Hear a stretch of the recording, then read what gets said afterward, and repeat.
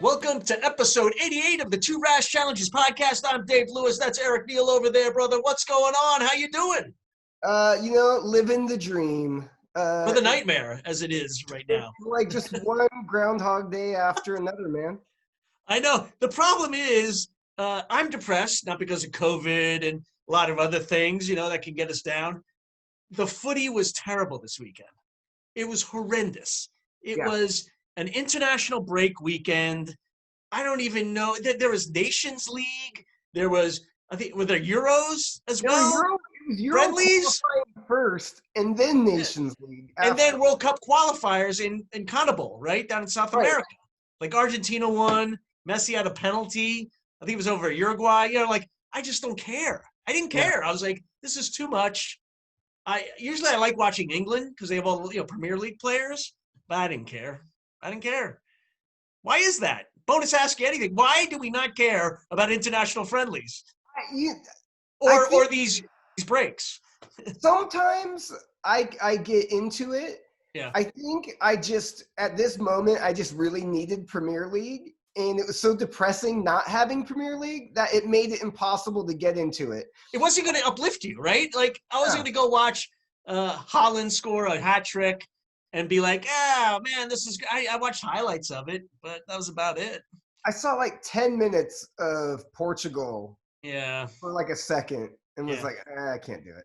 So Liverpool didn't play, and this is the problem. I had to sit on this 7-2 Villa loss. It's been 8 days now. The depression has subsided a little bit. I'm a little more realistic. If it's just one game, I think maybe I overreacted. I think it's still those problems I brought up last week about their defense. They're going to have no Allison for like 3 weeks. I think that's a big, big miss. They didn't sign anybody in the transfer window to back up, be a backup keeper. I think that was a big miss. I think Adrian is serviceable at best. So they're in trouble there. The nice thing is they come back next weekend in the Merseyside Derby against Everton. Everton are hot. This is a huge game. We're going to get Mane back from COVID. Thiago's back from COVID. We're going to have Jordan Henderson back. He played 66 minutes for England. So Jordan Henderson hasn't played at all, I think, this year. I don't think he's played at all. So that's like a signing right there. So Naby Keita, he might be out because of COVID. It seems like he needs to get a second test, so he might be out. So I feel a little better about this Everton game. The Villa game is just a little bit of a distant memory now, so I'm not as depressed. And Matip might be back, so that's good. So we're getting some players back. How do you feel about Ajax in the Champions League? What about them? Oh, us playing them? I mean, they've sold pretty much. They've sold every Van de Beek or Van de somebody. Every player that was part of that run where they should have made it to the final against you guys, where it would have actually been a good final, and Spurs pulled that fucking game out of their ass. Every one of those good players is gone now. I mean, if you think about. But they're like a machine. I mean, they just keep churning out young players. You know what I mean?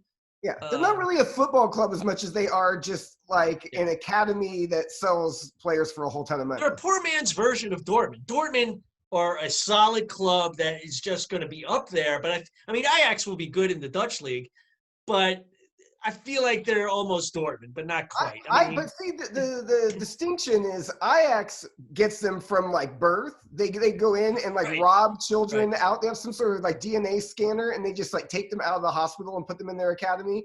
Dortmund waits till you're about like 15, 16, 17, and someone else has done the heavy lift, and then they pull them in and really develop them and give them playing time at a high level. Look, I mean, Dest was with Ajax. You know what the biggest photo I've ever seen in condemnation of an American commentator? They called them Ajax. I was like, oh, don't do that. It was like somebody on ESPN Sports Center who knows nothing. And I think they were talking about Dest or something that said Ajax. I was like, oh, boy, that's bad. Comet. My other team is Comet. Real quick, I'm seeing people on ESPN FC and the show we watch, The Daily Show. people were asked, some of the pundits were asked, how would you reorder the top four now that everything's happened after 4 weeks? People who had City have put Liverpool on top, which is weird after they lost so badly. It's almost like the better of two evils almost. So everybody put Liverpool at top because I think they think City has dropped that much. I'm not saying Liverpool has done anything good, but I think City has dropped that much. Nobody puts Everton, but Tottenham's back in the top four for a lot of people. So is this the power rankings? No. This is regular top four. I was going to say, like at the end of the season, they've revamped what their end of season picks are based on the few. Okay. Exactly. So some people took City and put them second, who had them first. So they see City as dropping a lot and Liverpool just dropping a little. Because nobody's playing well. I mean, nobody's playing well. No. Would you change Spurs going in? You had them in the top four? I can't remember. Did you have them remember either. No, you had Chelsea and Manchester, I think. You know what? I think I did go Spurs at number 4. I think you did too. I think you love Jose. So I do. So I'm feeling better. I'm feeling not as down about Liverpool, but that might just because they haven't played in a while. So we'll see. After the Everton game, that'll be the basis of my mood. If they lose to Everton, I am really worried. Really? If they draw against Everton, I'm like, okay. But if they get like a 3-0 with a clean sheet, I'm fine. You're good? Yeah, I mean, have Everton even played anybody? No, that's the thing. They haven't played anybody. I mean, they leak some goals too. They give up like 2, 1, 3. I think they've given up some goals. So they can be scored on. So we'll see. We'll see. If you had your full strength squad playing at full level, it shouldn't be an easy game. I mean, Derby's never easy, but that's a win, like normally. But I don't know. With all the confidence, you got Calvert-Lewin scoring. Charleston, Allen. Pickford, though, that's a weakness. Pickford is a weakness. Oh yeah, so he's got those tiny T-Rex arms. Yeah, I love that. So I don't know, man. We'll see. We'll see how it goes. I can dream that they lose 2 in a row in the Premier League. I mean, losing that Derby especially, that's the kind of thing that can get in your noggin. You know, normally you go 7-2 is a freak thing. It'll never happen again. We play them 100 times and we win 99 times. Bigger game for Everton or for Liverpool? Liverpool. Which is a big – really? Some people are saying Everton. Okay. No, because here's the thing. Unless you do them 5-0, they'll still be able to say, look, we're still off to an amazing start. We're 4-1. We're playing well. Liverpool are the champs. You would expect. If it's even close, I don't think it's a big deal. If, like you said, if Liverpool drop points there, it starts to get in your head. You're thinking, okay, look, Villa was a weird aberration, but now we came back and we just got, drop points in the Derby. The feeling is all of a sudden that kind of stuff, we talked about it before. It's the snowball. You have the good snowball where it's just picking momentum up and then everything's working, or you have the bad snowball where it's like things get in your head and now all of a sudden you got to go see the sports psychologist. What if Everton is top of the league after the winter break? Are they for real? When would an Everton team be for real? If they drop to second or third, they're done. They'll just fade like Leicester does.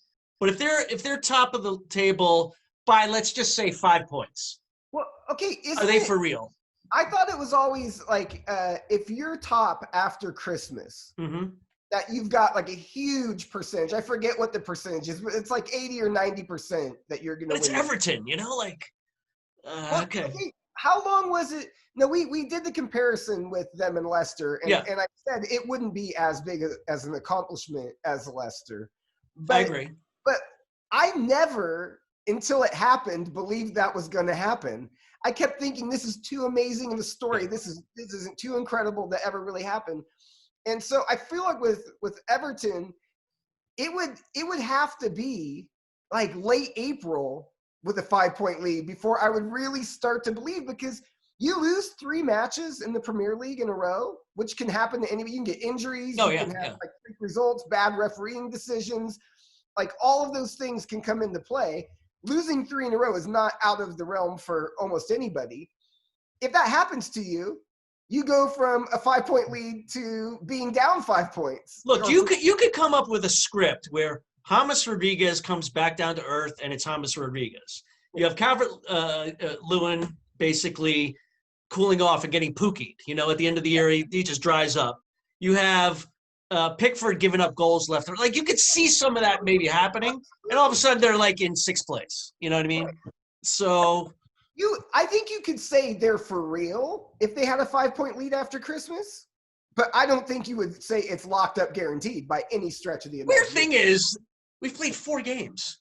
It's nothing. Yeah. It's a sample size. I love how we jump to conclusions at this point. Everybody's like, oh, Everton's for real, whatever. I mean, it's 4 games. We're not even, what is that, an eighth of the season? I don't know. I don't do fractions very well, but it's a very small amount. So you want to know what's funny? It reminds me a lot of right after, my twins were born. We're driving back from playing indoor one night. And first, we've given somebody a ride that we normally didn't ride with us or whatever, but we're going, and he didn't know, how old my kids were, anything like that. And I'm like, all right, well, I got the boy and the girl and the twin, and I'm pretty sure it's going to be the girl. She's got the eye of the tiger, and the boy, he's physically, he's more developed like this. And if I have a chance for the one that's really going to like take it the furthest, it's probably the girl. And he's like, whoa, that's cool. How old are your kids? And I'm like, oh, they're like 3 months.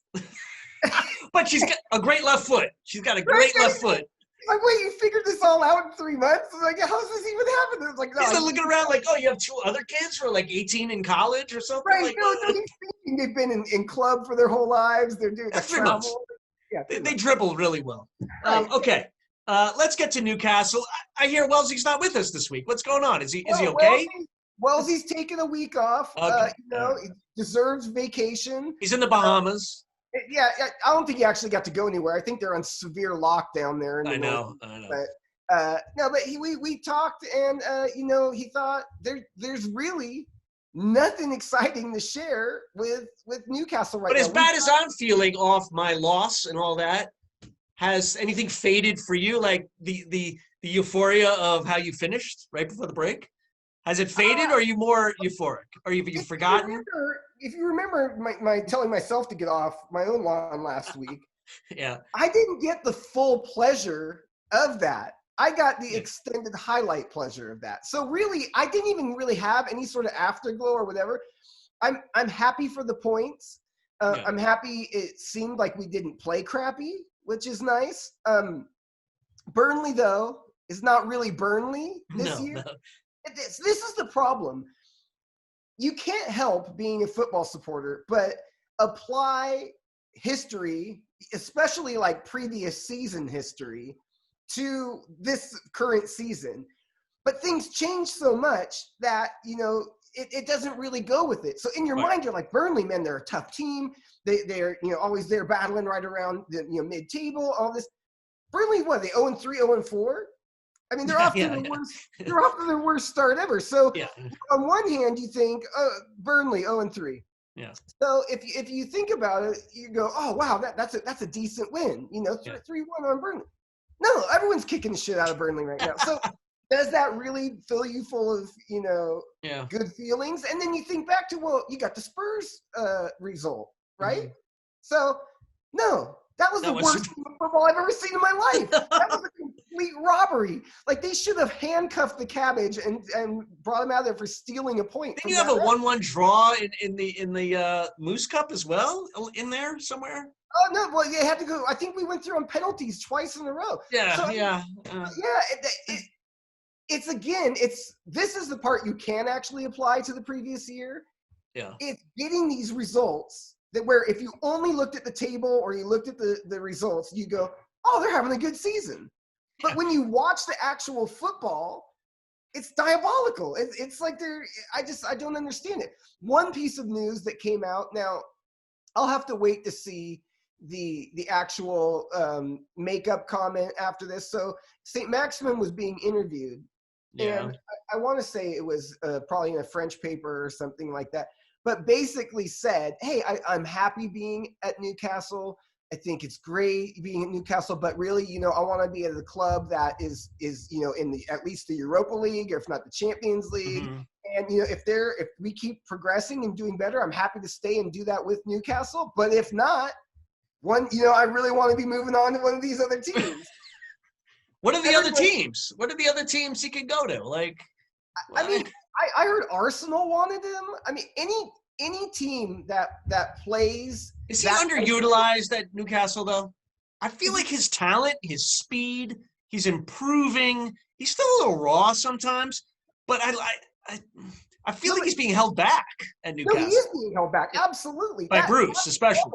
Now, some people jumped and were like, oh, he's being disloyal. How could you do this? And other people were like, what are you talking about? We're shit. Like, well, of course he wants to go somewhere else.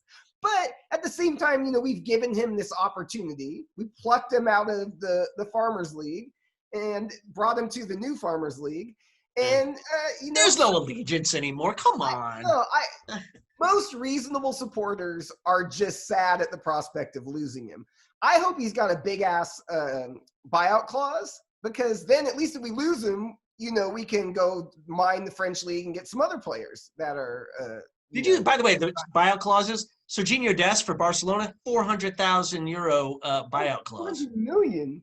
I mean, 400 million, sorry, 400,000. 400 million, thank you, Fuda. Isn't that insane? I think that the buyout clause at one time was really put in by the to help the player, where if someone big came in, you could go, where you weren't locked in. And it sounds like now they're using it as a way to bind players into being stuck places. Because I don't imagine Mbappe wouldn't cost 400 million. I know. I think Messi was 700. It's only 300 more than Dest or something. That's insane. If Dest is 400 million, Messi is 10 trillion. I don't know. Yeah. It doesn't make sense. By the way, not to get sidetracked too much, but I think he's going to get minutes in Barcelona. I really do. Yeah, I'm excited about that. I mean, he actually got to play. Yeah, we'll see. Yeah. All right, so no, you're not getting bought by anybody over the international break. Okay, it's back now that somehow it's the deal could be back on and could be the original deal, the original knucklehead deal.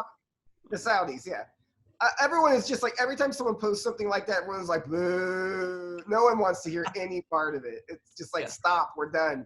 Let me know when it happens is basically the policy that everybody has taken. That's the policy I took from the beginning after the debacle of 2 summers ago. Yeah. But now I'm 100% like, just don't even bring it up. I'll look, if it happens, cool. I'll run out and get some cans and we'll celebrate. Some cans. All right, so we know it's an international break, and if it's an international break, that means there's no Premier League. So let's go to our league, MLS. It's exciting. Columbus Crew have had an amazing season, but they seem to be fading just a little bit, Eric Neal. Let's go over that result, because we haven't had a lot of good football to watch, and I would say we still don't have a lot of good football to watch with the Crew.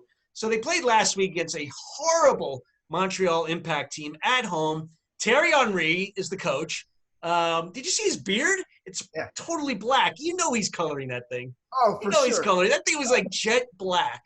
But it was kind of cool to see Thierry Henry on the sidelines. I mean, this is a legend with Arsenal, one of the best Premier League players ever, and he's in Columbus. But nobody got to see him, really, because there's only about 500 people in the stands. But this game was terrible because it was a trap game.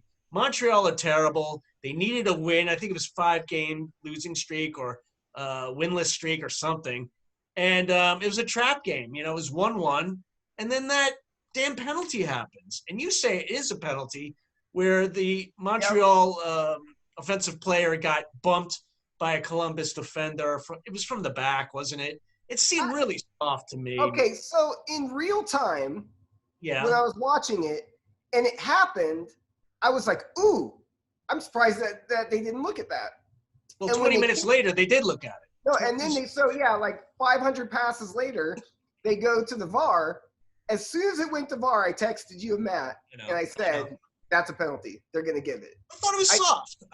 I didn't think it was enough to overturn it. That's my point. It wasn't so clear and obvious, and that's always the key words. Was it clear and obvious? You say yes. Overturned.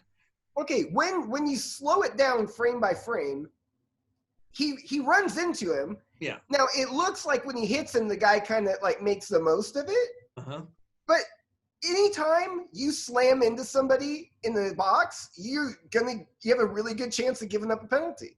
I don't like the optics of, okay, fine, if it was a penalty, is there anything else we can do that literally it felt like 10 minutes went by before the next stoppage was, and then they went to VAR, and then they said it was a penalty. I know it wasn't 10 minutes, but it felt like a long time. Is there anything else we could do? It felt like a long time. I mean, you're not going to blow the play dead. The thing that you worry about, though, is what if, like, after that, We scored. And we score. Do they take that goal away? Do they? I don't know the rule, to be honest. Now that would be harsh.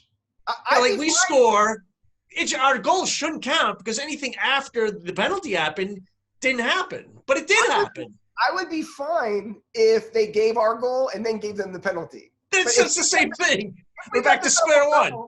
If we got the double-double, that'd be so bad. They take your goal and give the penalty. Oh, God, that'd be terrible. Now, was that the game where Zardes scored off his face? Was that one? Yeah. Yeah.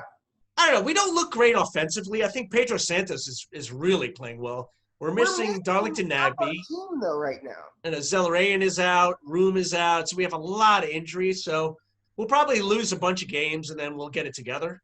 No, but I mean, the biggest loss is in midfield. Nagbe and Zellerayan, you mean? Yeah. Nagbe. I mean, Yeah, I'm telling you, that's the biggest loss. He made everything tick because he could sit back there, play destroyer, pick up every ball, and then play out of pressure. 100% passing rate, basically. Yeah. So I agree. I think that's the biggest miss. I think you're right.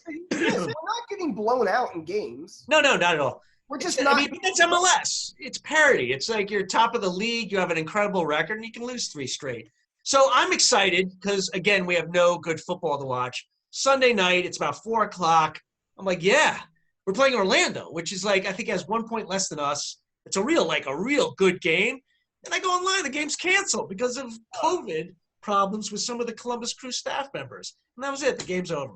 Yeah. No, it capped off the worst football weekend ever. Like, terrible. So there's no Premier League, a bunch of janky international matches. Aiden didn't have any games. Of course, the time I have all the time in the world, no games. And then Crew got FIFA 21 though, right? Oh my God. This happens to me every single year. This happens to me every single year. I am so hyped. I always say the number one holiday of the year for me, people are like Christmas, the 4th of July, it's FIFA Day, the day that the new FIFA comes out. Isn't that big a difference from 21 to 20? Isn't that big a difference? No, it actually is a huge difference. Yeah. And it's long enough apart because it's a year apart every time. This time was a little bit more than a year. But I always forget how much I fucking hate it as soon as I get it. Because I get to the point where I've got the other one mastered, and then you switch over, and all of a sudden you're just getting your ass kicked. Last year, they made it so it was nearly impossible to score a goal. The defense was like way better than it had been ever. This year, they've completely flipped it. I'm leaking goals left and right. I'm losing matches like 8-5. I'm like, what the fuck is happening? I'm not a big FIFA guy. Is the main thing that changes is that the player rankings are updated? Is that like a big deal? Or no, they fuck with the gameplay. And it's like I've decided they don't do it to enhance the game. They do it to make it different, just so it's different. So you buy a new one that it's different. Because it's like the kit. They've changed one little stripe the next year. Hey, we got a new kit. Not really. That's basically it. So now I've got to relearn all these things. Everything that worked the last year doesn't work anymore. And I just want to break things. I'm like, I get so pissed off. It's terrible. Oh, man. Last year, because I play, there's a lot of different game modes, right? A lot of people play FIFA Ultimate Team where you have to spend like a bunch of money to buy extra packs with cards in it and get players and all this shit. I don't do that. Nerd alert, yeah. I play Seasons, right? Which is basically just you pick your team and you play a certain number of matches, like 10 matches in a season. And then if you get a number of points, you get promoted to the next division down. And if you don't, you can get relegated back to the other one, right? And so they normally start you off at 10. I get started off at 8 because I do pretty well in the thing. I'll make it at least once down to the first division, the top division. I made it like 4 times last year, so pretty decent for Seasons. But the thing is, it starts me off, and Aiden, my son, I'm like, I feel so bad because last year I was just getting trashed, right? And I ended up the end of the time with about 250 draws, about 740 wins, and about 780 How much losses. time have you wasted on this game, man? How many hours you put in a week? How many hours? More than your job, don't you think? Oh, come on. No? 10 to 20. I think it'd be like 10 to 40. No, That's a big range. I mean, 10 to 20. All right. So a couple hours a night. Couple hours a night. Yeah. Right, that's not, I don't think you have a problem then. No. It's consistency is the key. But so like Newcastle, you're never really going to get that good. Well, 1,700 matches or whatever, right? But I was annoyed. I had more positive results, more wins and draws put together than losses, but I had 40 more losses than I had wins. And it really annoyed Newcastle. me. Well, no, that's right, because halfway through the season last in FIFA 20, Aiden tells me, you got to stop playing Newcastle. They're trash. Yeah. And I'm like, yeah, but it's my team. I got to do it. And he's like, no, you got to, look, you're getting annoyed. You're never going to do anything. How many controllers have you broken? I had to stop doing that. They're like $68 each. I haven't broke one in like over a year. Yeah. So anyway, Aiden tells me, because what happens is when I get to the lower divisions, like Division 2 or Division 1, I'm Newcastle, but I'm having to play against like Spurs, against Man United, Arsenal. Yeah. So I'm like, I'm getting destroyed. They're just running all around me. And so I started playing with France national team. I started winning everything, man. It was beautiful. Oh, really? Yeah. But I felt like I was cheating on Newcastle. And so this year I got FIFA 21 and I'm like, I got to go back to using Newcastle. I have to. And he's like, dude, don't do it. You're going to be pissed off again. Just play France. You'll be happier. I'm like, no, I got to do it. 6 games in, I'm like, fuck this. I'm back to France. I had to get out of it. It was so terrible. I can't. They couldn't complete a pass, man. It's like them in real life. I can watch that every weekend. I don't need to spend my like enjoyable time getting my ass kicked with Newcastle. No, when I used to play FIFA, I'd be Liverpool and I'd make the other person play somebody in MLS. So it'd be really slow and I could win. So, it's the international break when we're talking FIFA. What is it? EA? Is FIFA EA? Yeah. It's FIFA 21, man. So I'm out of the loop, man. But you know what? That's international break talk for you, man. Hey. I got one MLS note for you here. Oh, what is it? Zlatan's back. No. All right. Darn it. I heard an interview with Reggie Cannon. Oh, yeah, of Boa Vista. Now of Boa Vista, right. Yeah. So this would normally be my Belland Award, but there's something huge that's threatening to destroy football as we know it, and, I'm going to have to keep that. Okay. Maybe this is a bonus Belland, we'll call it. All right.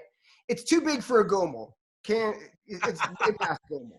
Okay. Do you remember when FC Dallas supporters booed Reggie Cannon before a match for kneeling during the national anthem? Yes, I do. Yeah. Very Texan thing to do. Right, and some shithead threw a bottle on the pitch.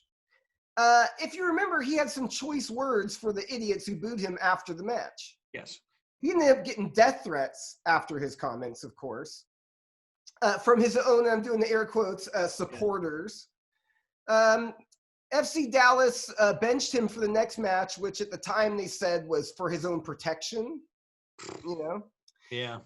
So anyway, he somehow he needed to be protected from his own dickhead supporters. But the club released a shitty statement trying to defend Cannon and the supporters at the same time, which is impossible because only one group was right here, or one person was right. Yeah. And that alone is Belland behavior, but it gets much worse than that. Cannon appeared on the Crack podcast with Gochi Onyewu and Marcus Beasley. Nice. Yeah. He alleged that FC Dallas demanded that he apologize for his comments that he made after the match. Really? Okay. They even wrote it for him, telling him that they want what they wanted them to say. They wanted him to be like, "Oh, I just lost my head at the moment," and the supporters are justified. Yeah, no, he definitely deserved to lose his head after the thing, right? But why should he apologize? He's the one that got booed for doing something that's standing up for civil rights. All right, now this is Cannon's story, and FC Dallas hasn't responded yet, so it's allegedly. Yeah. But I cannot imagine a reason why they would make this up, why he would make this up. If this is true, FC Dallas are in the mud. There's no way around it. The organization's got this great reputation for their academy and being like a family. But if it's true, there's no way I'm dropping my kid off with these people. That is completely out of line. It's just ridiculous. Like I said, it's Bellin behavior. Don't you think they're going to get a backlash and they're going to do the classic thing that you hate? Like, hey, we're sorry for that one. Like, they're going to get so much backlash. They're going to apologize, but it's going to be an empty apology. They're going to apologize for the apology. I don't know. Right. No, they'll be sorry that people were offended. Right, and that's not really an apology. If anybody was offended, we're sorry for that, but we're not really sorry for anything else. Really sorry. No, the fact that they wrote a statement basically saying, "Hey, it's the supporters have a right, to boo and all this, and he has a right to stand up for his rights." That's not backing the player. That's trying to have it both ways. And so, I don't know, man. I just saw that and I was like, wow, you hear so many good things about that club. This is like pretty ugly. Yeah, no, that is ugly. Look, I think Reggie Cannon's going to be on the U.S. team. I mean, I think he's going to get some minutes. You got Dest. I think Cannon's definitely on the roster, but he might even start. It could be Dest and Cannon, maybe. I don't know. You never know. I haven't seen enough. I haven't seen many Boa Vista games. Have you? We'll have to talk. We'll have to bring Marcus on to fill us in on the Portuguese league. Okay. Well, thank God the international break is over, and we're going to have some football, some real football this weekend. And thank God we don't have to hear your FIFA talk anymore. Yeah, no one wants that.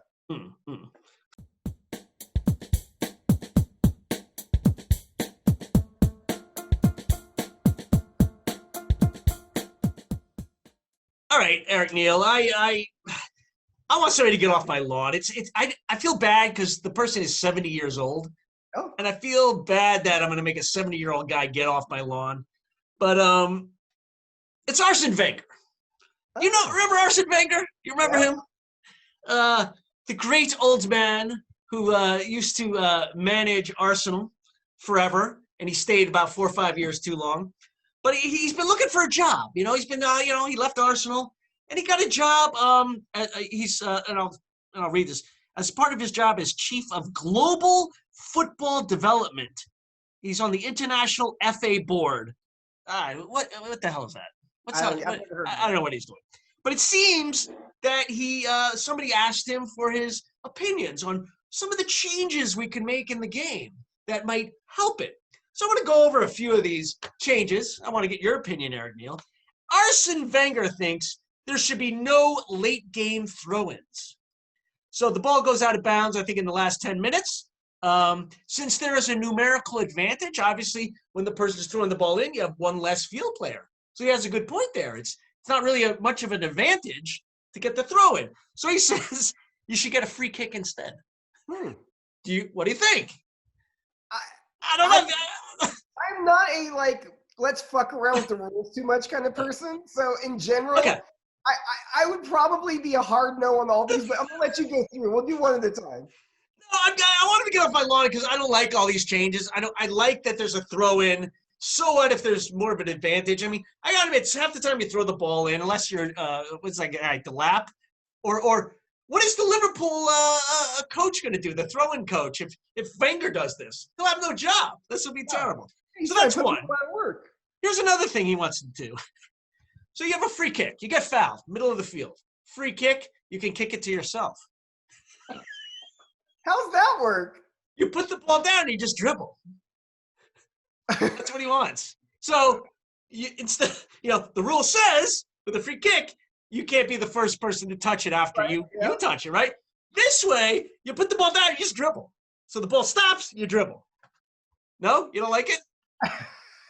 I can imagine this is how weird this could all get. It has a choice. You have a choice. You could just boot it to somebody else, or you kick it to yourself.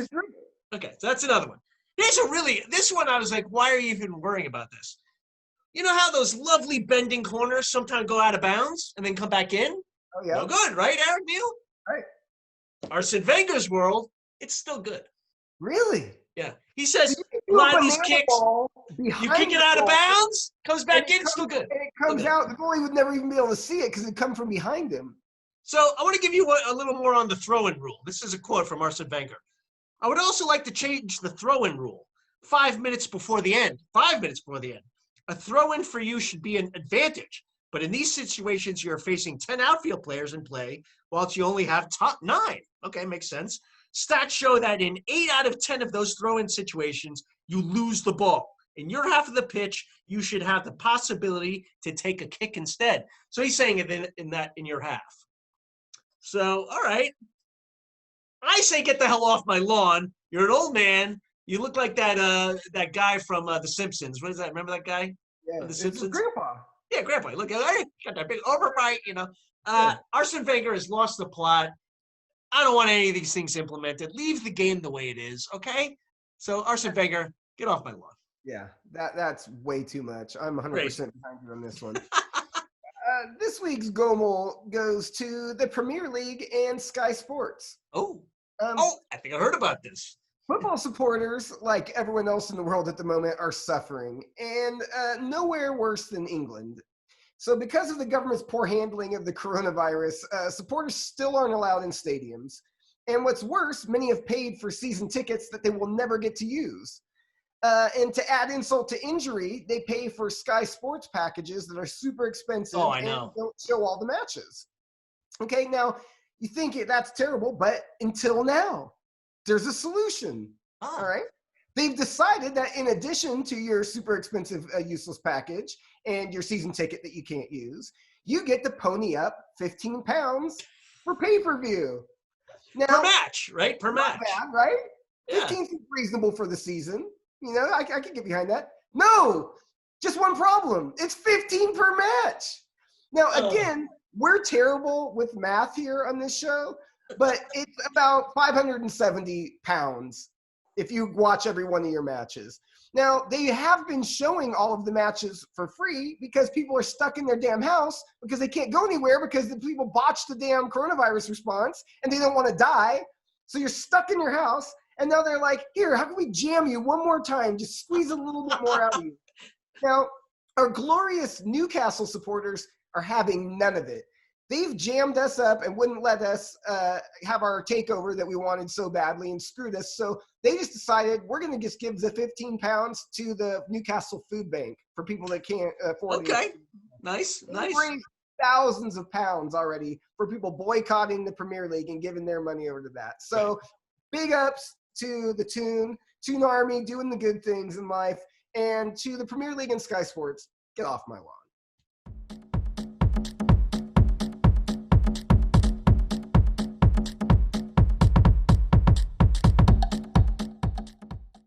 Eric, I have some questions for you. I'm going to ask you something here.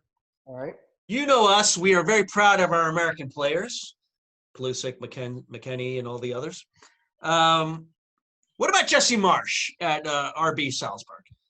Pure American coach from MLS, played in the U.S. men's national team, coached in MLS, had some success, went on to RB Leipzig, an assistant coach with a Bundesliga team. Then he takes over RB Salzburg, wins the double last year, plays in the Champions League, plays well against Liverpool, plays an attractive style of football. This guy is hot. This guy is going to be, I think, going to be a coach somewhere at a big club. So my question for you is, what is the club you can see, where should Jesse Marsch go next? And here are your options. He goes to RB Leipzig, which is a Bundesliga team. Makes sense, right?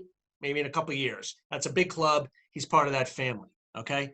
Does he go to another German club other than Bayern Munich and Dortmund?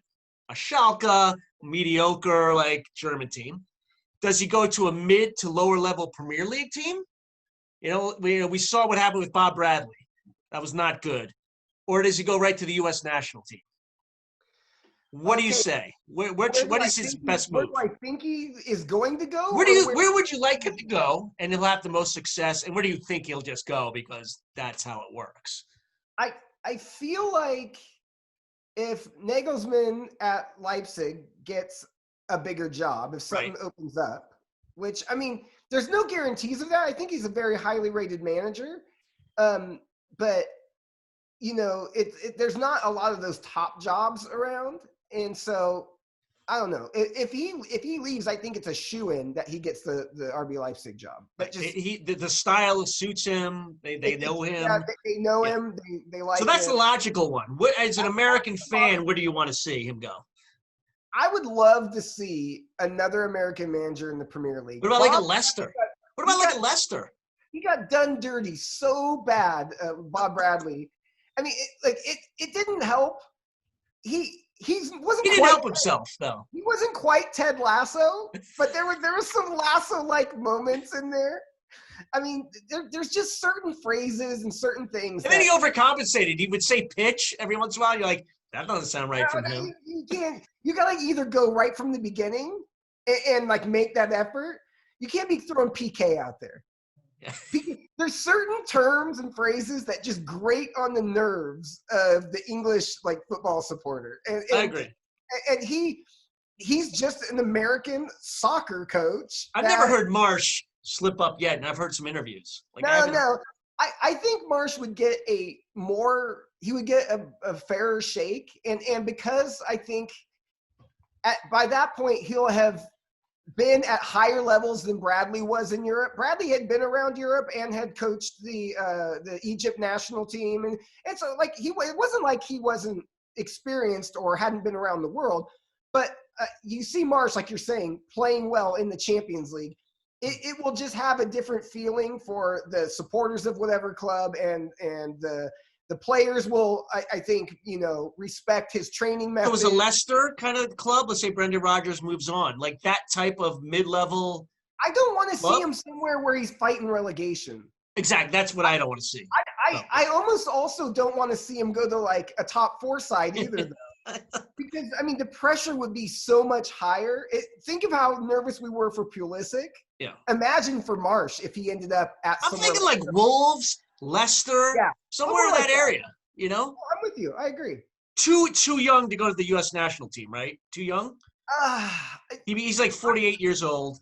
I don't think it's too young. I just don't think it's the right time in his career. I feel like if you took that step, it would be very, very difficult then to go break into a Premier League team, right, or a higher level European team, because you're out of that loop. Like right now, he's kind of in a pecking order for managers that will end up one day, moving up through there. The U.S. job, unless he went and somehow got them to like a semifinal World Cup or something like that. Yeah. I don't see him getting any of the credibility for it. So let me give you another scenario. He's in an incredible Champions League group with Bayern Munich, Atletico Madrid, and Lokomotiv Moscow. First of all, if he gets out of that group, major accomplishment. Let's say he doesn't get out of the group, but he beats Bayern Munich.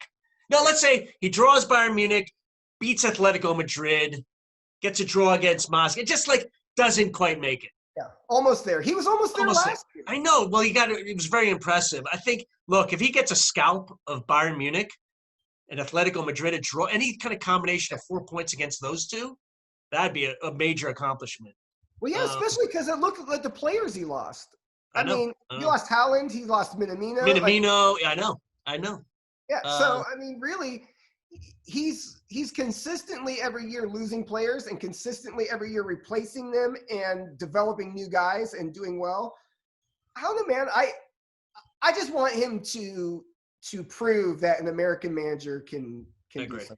But I agree with you that Leipzig is the most logical one, and that's a big move. A top 5 Bundesliga club, that's pretty good. Top 4, Oh, I agree. I really hope it happens soon. I do too, man. All right, what do you got for me, man? All right, I would like to, and this kind of popped in my head from our earlier conversation. Yep. What's your, based on what you've seen, through 4 matches, what's your new modified top 4? Good one. All right, my new, So after 4 games, big sample size, I have to go with logic and heart and stick with Liverpool. I think logic, if I can take heart away from it, I think logic, if I look at the players, I look at still the talent, I still see, even if they're not as motivated as, like you say, they might not be as motivated, they might not be able to put the foot down on the pedal as much, I still believe they're going to win this, barely. And I still think City will be second, but it's going to be close. But I don't think anybody else behind them is that much better. But I will change. Spurs are in the top four. I didn't have Spurs in top four, and Spurs will get in top four.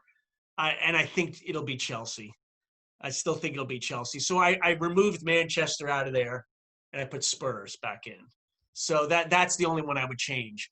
Chelsea worries me, but I think they'll come good by the end of the year. I do. I'm looking now at. Forget Everton. I just don't think they're going to do it. I don't think they are either. And think of this, though. After what I've seen, yeah, I could see Chelsea slipping out with Manchester United. Really? I could see like Liverpool or City. Probably Liverpool. City have looked just absolutely shocking. You're not putting Arsenal in there, are you? Yeah. I'm going like right. My modified adjusted. I don't want to say it. It's gonna. Maybe I can curse you with this or something. But I'll go Liverpool, City, Arsenal, Spurs. Interesting. That's really different from what you said. Yeah. Yeah. Okay. I like Arteta. I've been singing his praise. I just think they got this new guy, Party, or I don't know a lot about him, but they still got David Luiz back there. Sideshow Bob. Yeah, but he's got them not playing like David Luiz. I mean, it's crazy. I don't know, man. He has completely transformed that team. No, I know. With the same talent. Same guys, man. Remember Xhaka? He couldn't get any minutes. The fans hated him, and now he's playing. They were an absolute garbage fire, and he's got them looking like they could compete. So funny one I wanted to bring up. I forgot. Did you see Ozil was going to pay for Gudasaurus's wages? Yeah. Ozil can't do anything right. That looks so hollow. You're like, too late, man. Right. That's like 20 grand or something tops. I mean, what can it possibly cost? And he's sitting on like 500 grand a week. I know. Here's 50 grand. Yeah. He lost 20 grand in his couch. All right. We'll do this periodically. We'll change our top four here and there. We'll just keep changing it till we get it right. Sounds good.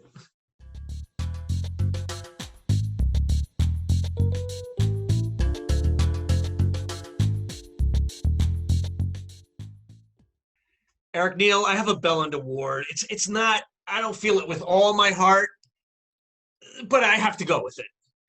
I don't like Paul Pogba, but he is my Belland Award winner. The guy just annoys me. One of the most overrated players I have ever seen. This guy has the talent, but doesn't have it above, from the neck above. He just doesn't.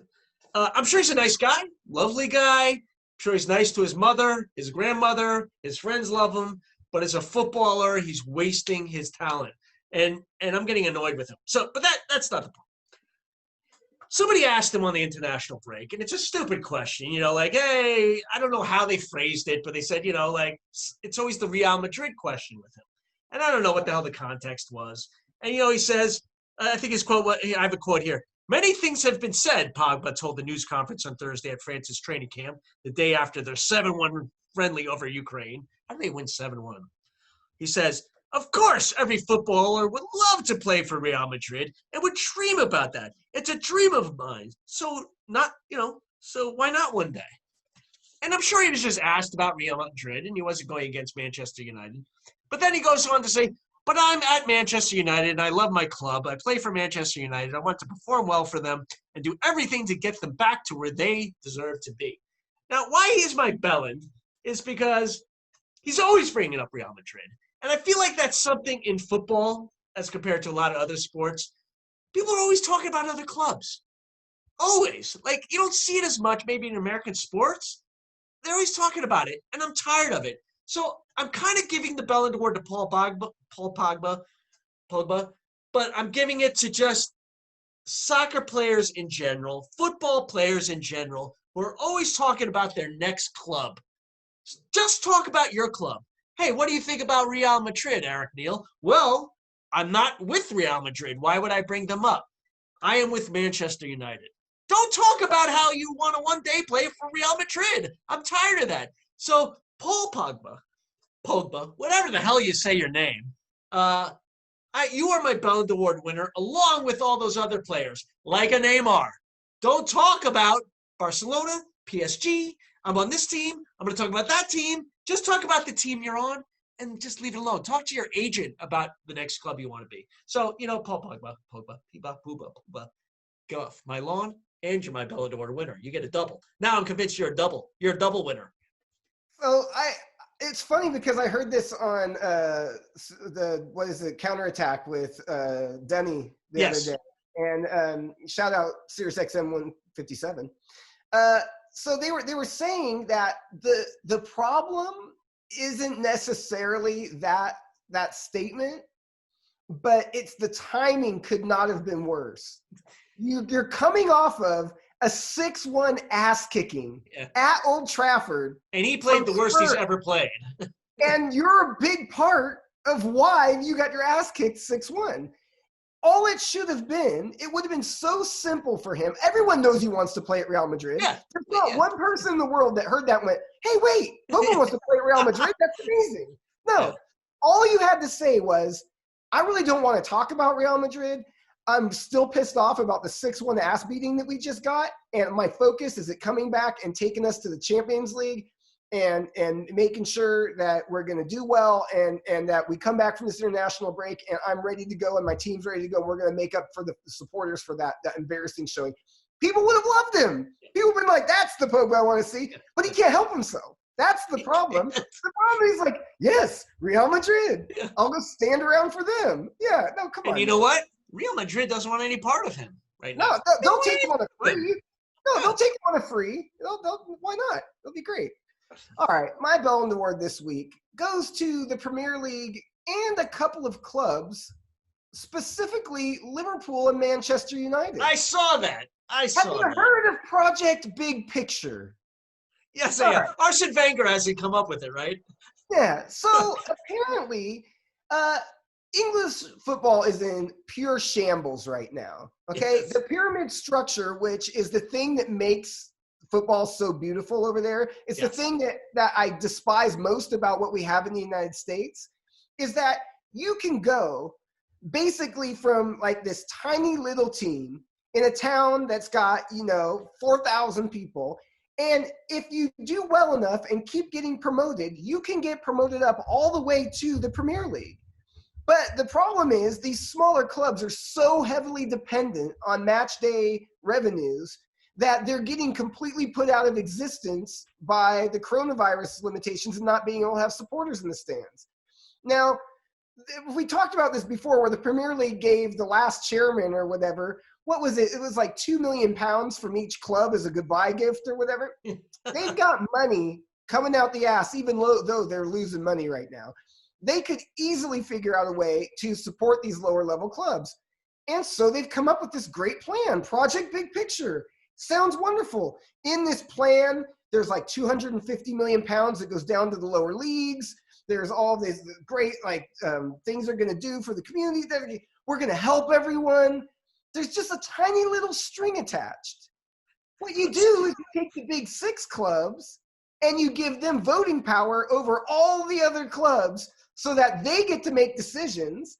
They move from 20 teams to 18 teams. And I like that.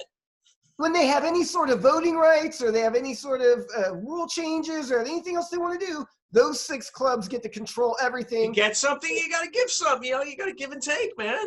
Yeah. And leave it to the 2 clubs with American owners to be the people behind this. If people didn't already hate Liverpool and Manchester United by now, that's it. This has put people over the edge. This is the death of the football pyramid and football as we know it. Rick Perry, man. Rick Perry. I'm telling you right now, this has to be stopped. The government has stepped in and said they don't like it. It's not going to go through, do you think, Eric? I mean, I don't think it's going to happen. I don't know. You're just pissed at the idea, right? You're just pissed at the idea. The pure fact that they don't want to keep what makes this beautiful. And all of a sudden now, it looks real suspicious why they blocked, without even blocking out there in public, but just like stalling out the Saudi takeover, because all of a sudden now, instead of 6, you got 7 up in the group. So I can see why they'd want to block it, because another team with money, well, that threatens them. So Premier League, Liverpool, Manchester United, scumbags, don't mess with football. It's all we have left. You are my Bell and Award winners. You fucking bellend.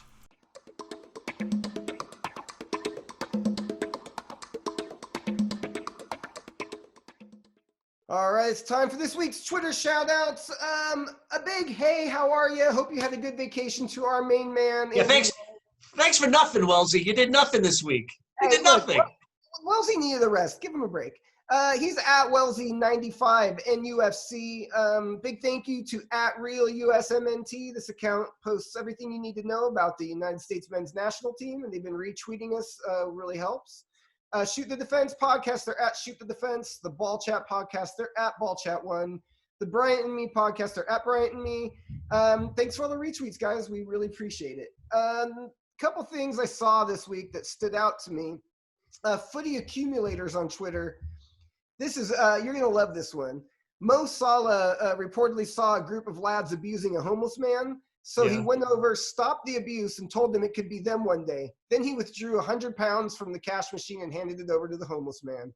What a guy. Class, man. Class. Now, Class. Look, I have nothing bad to say about him. I mean, that's right there. I thought you were going to say he dove to the ATM machine.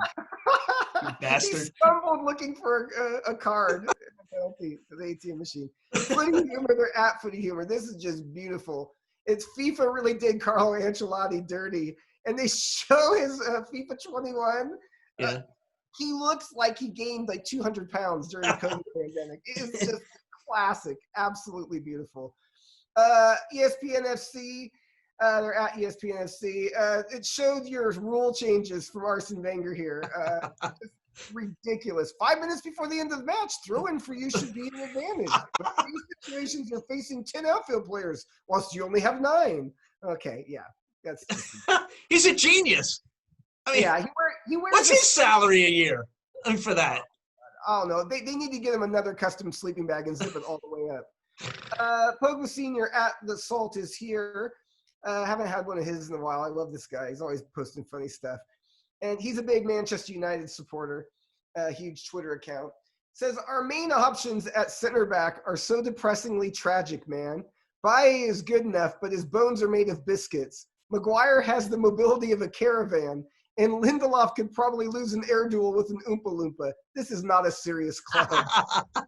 Yeah, that's good. Absolutely beautiful.